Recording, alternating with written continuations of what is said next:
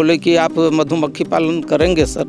तो मैं कहा हाँ सर, मैं करना चाहता हूँ। तो मधुमक्खी पालन के संबंध में उन्हीं से मेरे को जानकारी मिली। देश के प्रधानमंत्री नरेंद्र मोदी अपने मन की बात में इसका जिक्र कर चुके हैं, इसलिए चर्चा में इन दिनों। तो प्रशिक्षण का समय आया तो मुझे हरियाणा प्रशिक्षण के लिए ले जाया गया। सबसे पहले ये बताइए कि ये जो मधुमक्खी पालन है, इसके बारे में विचार कैसे आप लोगों के मन में, क्योंकि आपके जिले में तो बड़ा नाम हो रहा है मधुमक्खी पालन। और मधुमक्खियों का सर देख रेख भी कर रहे हैं, और ये कृषि के साथ साथ आर्थिक दृष्टि से ये किसानों के लिए, किसानों के हित के लिए बहुत ही अच्छा व्यवसाय के रूप में विकसित हो रहा है। एक का उत्पादन किया जा रहा है, कहने के इसको मधुमक्खी पालन कह देते हैं, लेकिन मधुमक्खी पालना मतलब वो शहद दे के ही जाएगा आपको। ये पेटियों को जब अपने हम लोग जब बाड़ी में रखते हैं तो जिस समय फ्लावर आता तो मधुमक्खी है, जैसे सरसों का सीजन हुआ, सरसों चना। तो अतिरिक्त आमदनी कुछ हुई, मतलब जो आप आम फसल उगाते हैं उससे कोई जगह एक्स्ट्रा लग रहा होगा और कुछ ऐसा है? खेसारी और बहुत सारे उस सीजन में जो फूल वाले मतलब फसलें हैं, तो उन फूलों से मतलब ये शहद इकट्ठा कर लेती हैं। करीब करीब समझिए 20 दिन में। नमस्कार, जोहार, तुमन देखा सीजी बॉक्स। मोर नाम है देवेश तिवारी। अब तक अगर तुमन छत्तीसगढ़ी के अपन समाचार चैनल सीजी बॉक्स ला सब्सक्राइब नहीं करे हैं तो कर लेवा। काबर तुम्हें सब्सक्राइब करता तो हमारे बल बाढ़ते।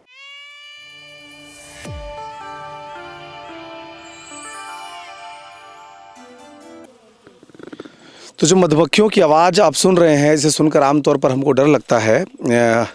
भरतपुर सोनहत जो क्षेत्र है बैकुंठपुर कोरिया ज़िले का, इसके आसपास के जो किसान हैं वो लगभग जो है 50 क्विंटल से अधिक इसका उत्पादन कर चुके हैं, और देश के प्रधानमंत्री नरेंद्र मोदी अपने मन की बात में इसका जिक्र कर चुके हैं, इसलिए चर्चा में इन दिनों।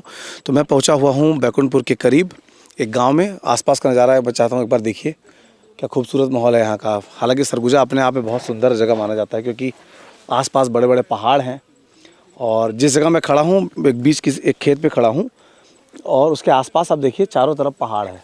जहाँ भी आपकी नज़र जाती है वहाँ पहाड़ है, प्लांटेशन है, बहुत ही खूबसूरत नज़ारा है।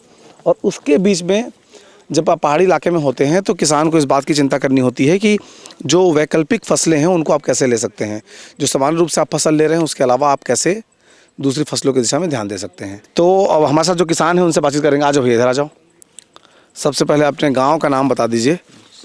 आपके गांव का नाम बता दीजिए। सर ग्राम रटंगा है, ये जिला कोरिया छत्तीसगढ़। जिला कोरिया। जैसे मेरा नाम रघुवीर सिंह है। हाँ सर, आपका नाम बता दीजिए। आपका नाम बता दीजिए। जी नमस्कार सर, मेरा नाम कंदूराम कुर्रे है। मैं एक किसान हूँ और जो मधुमक्खी पालन का कार्य करता हूँ। जी तो सबसे पहले इधर आ जाइए, एक साथ बातचीत करने में आसानी होगी। सबसे पहले ये बताइए कि ये जो मधुमक्खी पालन है, इसके बारे में विचार कैसे आप लोगों के मन में, क्योंकि आपके ज़िले में तो बड़ा नाम हो रहा है मधुमक्खी पालन में, है ना? सोन शहद का नाम आ रहा है। आप बताइए कि ये कितनी पेटी आपने लगाई हैं और कब से शुरू किया है? जी सर, ये हमारे यहाँ 22 पेटी है सर।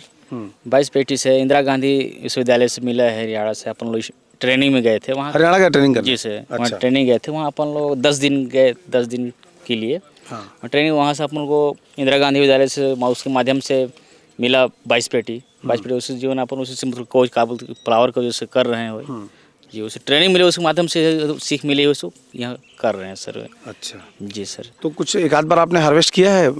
जी सर, जी कर रहे हैं सर। मार्च अप्रैल के महीना में निकाले थे अपन लोग। हाँ जी सर। अब 60-70 केजी के लगभग करीबन 60-70 केजी एक घर से? जिस मतलब हाँ, दो घर से तो मिला है। 2 घर मिला के 60-70 केजी? जी सर।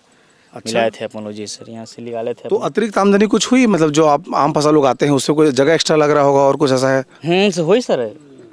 तो क्या बोलते हैं, ये जगह अपने से बढ़िया हो गया। पराग वहीं से फ्लावर सरसों से लाते हैं, पराग वराग उसी। जी सर। फसल भी उसके हिसाब से उगाते हैं? जी सर।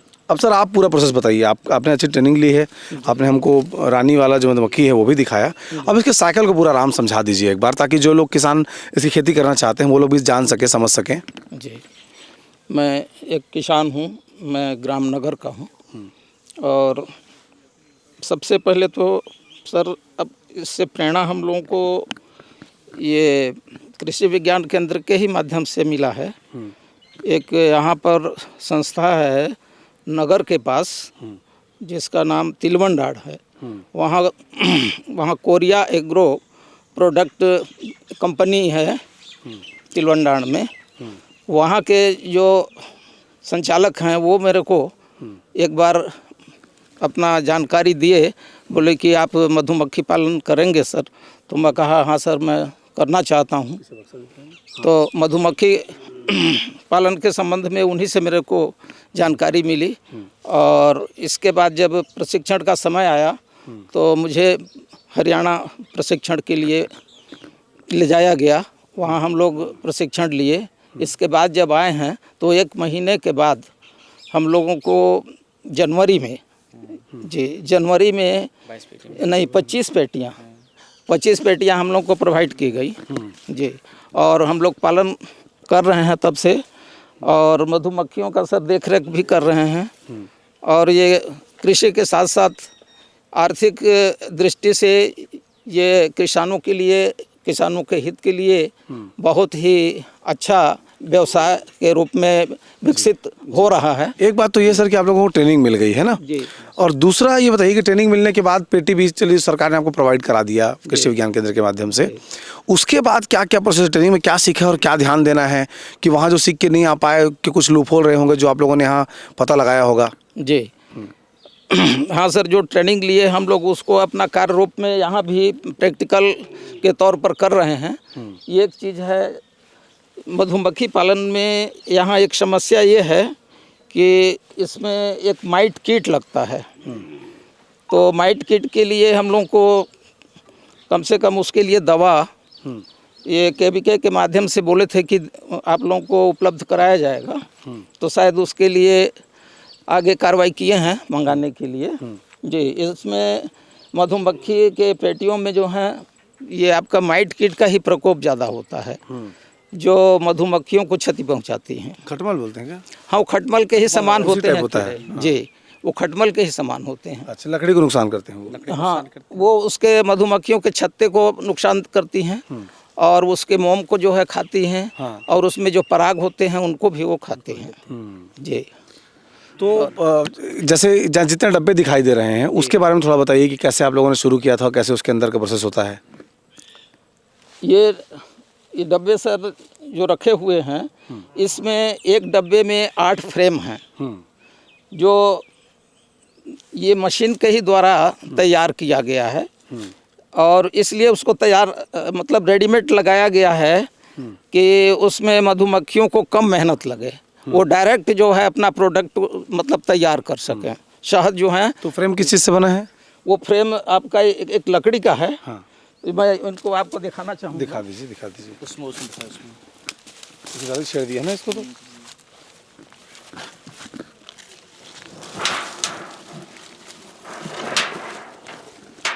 अभी तो अब निकाल के तो नहीं दिखा सकूँगा सर। ये जो है फ्रेम देखिए 1 2 3 4 5 6 7 8 फ्रेम इसमें लगे रहते हैं।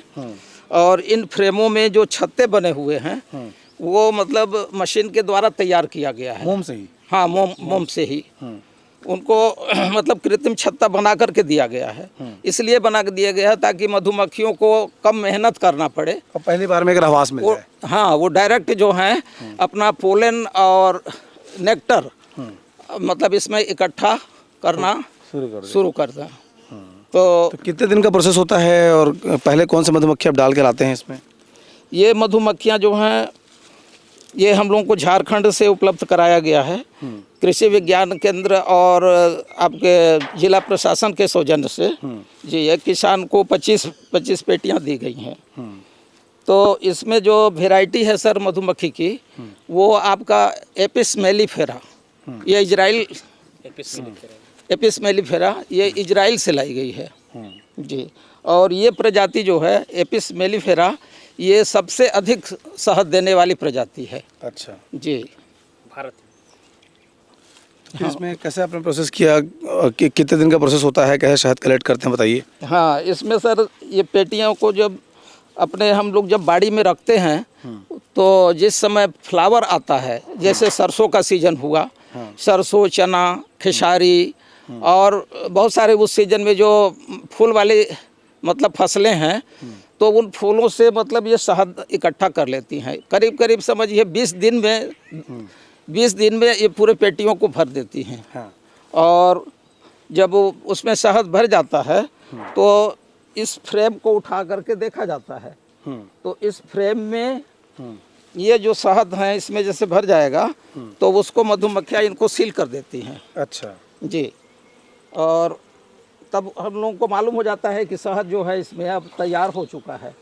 और एक मशीन है, उस मशीन में हम उस प्रोसेसिंग में डालते हैं और इसमें शहद जो है निकालते हैं। अच्छा जी, उस पेटी को भी दिखा देंगे सर, शहद निकालने वाला यंत्र जो है। हाँ, देख लेंगे, उसको भी बीच में लगा देंगे शॉर्ट। जी, तो सर इनको फ्लावर के ऊपर डिपेंड करता है। जितना फ्लावर इनको होगा तो वो उतना ही बहुत जल्दी मात्रा में, ये 10-10 दिन में भी मतलब पूरा शहद दे सकती हैं। 10-10 दिन में भी? जी, 10-10 दिन में। तो इस तरह से सर। तो इधर कौन से फ्लावर आप लोग प्रेफर करते होंगे तो इनके यहाँ लिए? सर जैसे अपने सरगुजा है तो यहाँ तो खैर उसका खेती अच्छा होता है, सरसों आप लोग आते ही सरसों हैं। का होता है, सरसों, धनिया, चना और खेसारी। इसके साथ साथ जंगली फूल भी मिल जाते हैं हाँ। इनके लिए। तो उससे जो है शहद इकट्ठा कर लेती हैं। हाँ। जी, तो उससे तो फसल भी अच्छी होती होगी, परागण करते होंगे ये? हाँ सर, दूसरी चीज़ जो है ये फसलों में जैसे सरसों का फसल हुआ और कई फसलें हैं जो फूल, जैसे फूल के ऊपर जब ये परागण करती हैं तो उससे 75 कम से कम मतलब 25% जो है फसल का उत्पादन और अधिक बढ़ जाता है सर। अच्छा, मतलब ये शहद भी देगी, हाँ, फसल भी बढ़ा के फसल देगी। का भी उत्पादन बढ़ाती है सर। अच्छा, जी, तो इसके बाजार के लिए कैसे करते होंगे? एक बार आपका शहद तैयार हो गया फिर बाजार कैसे उपलब्ध कराते होंगे? अब बाजार के लिए सर हमारे कृषि विज्ञान केंद्र कोरिया से पैकिंग के लिए वहीं से प्रोसेस किया जा रहा है। जी, जो एक हम लोगों का ब्रांड बना है सोन हनी के नाम से। इस नाम के पीछे क्या कहानी है? जी, सोन हनी के पीछे क्या कहानी है? जी, सोन हनी सर, ये सोनहत का सोन लिया गया है क्या? हाँ, सोनहत का सोन है और हनी का हनी। जी, और अडगा का है इधर और नगर का है। जी, उसी की वजह से एक नाम, इसको एक ब्रांड बनाया ही गया जिसको सोन हनी के नाम से जी जानते हैं। तो किसानों को लाभ हुआ है कुछ इससे? हाँ सर, लाभ हुआ है। जी, जिसको कोई अच्छा उत्पादन करना चाहता है बड़े पैमाने पर तो उसको ज़्यादा लाभ होगा इससे? हाँ सर, इसका जो है विस्तार करेंगे तो उसमें ज़्यादा लाभ मिलेगा। जितना पेटियों का मात्रा बढ़ेगा उतना ही इसमें उनको फ़ायदा होगा। अच्छा, और साल भी कितनी बार निकाल सकते हैं? आप तो कह रहे हैं 12 दिन में भी निकल सकता है। हाँ सर, निकल सकता है, लेकिन उनको मतलब फ्लावर अगर भरपूर मात्रा में मिलेगा तो ये समझिए 10 दिन में भी मतलब शहद प्राप्त होगा, 10-10 दिन में। मतलब छत्तीसगढ़ में जो भी किसान फ्लावर की खेती करता है जी, वो उसको अल्टरनेट ले सकता है? हाँ सर, उसको ले सकते हैं। और जो किसान, हर किसान ले सकता है। काहे कि हर किसान तो जो है सरसों वगैरह का फसल या गांव में और लोग भी करते हैं तो उससे मतलब उनको फ़ायदा हो सकता है। जी, तो ये हमने देखा कि कैसे शहद का उत्पादन किया जा रहा है। कहने के इसको मधुमक्खी पालन कह देते हैं, लेकिन मधुमक्खी पालना मतलब वो शहद दे के ही जाएगा आपको। कुछ फ्लावर्स की खेती अगर अच्छी होती है आपके आसपास तो आप इसको ज़रूर चुन सकते हैं, क्योंकि फूल हैं तो फिर मधुमक्खियाँ उसकी ओर आकर्षित होंगी, वो हनी कलेक्ट करेंगी और कलेक्ट करने के बाद ला करके जो आपका जो फ्रेम है उसके भीतर हनी भरेगी और उससे न सिर्फ किसान को फ़ायदा होगा बल्कि आसपास सुंदरता ही बनी रहेगी। भाई फूल खिले रहेंगे तो किसको अच्छा नहीं लगेगा। तो आप इस समाचार को कहाँ से देख रहे हैं ज़रूर बताइएगा, और अगर आपके मन में कोई प्रश्न है तो कमेंट बॉक्स में ज़रूर पूछिएगा, ताकि अगली बार जब हम कभी इस तरह के खबरें रिकॉर्ड करें तो उन सवालों का समाधान ढूंढ सकें। जोहार। नमस्कार, जोहार। तुमने देखा सीजी बॉक्स, मोर नाम है देवेश तिवारी। अब तक अगर तुमन छत्तीसगढ़ी के अपन समाचार चैनल सीजी बॉक्स ला सब्सक्राइब नहीं करे हैं तो कर लेवा, का तुम्हें सब्सक्राइब करता तो हमारे बल बाढ़ थे।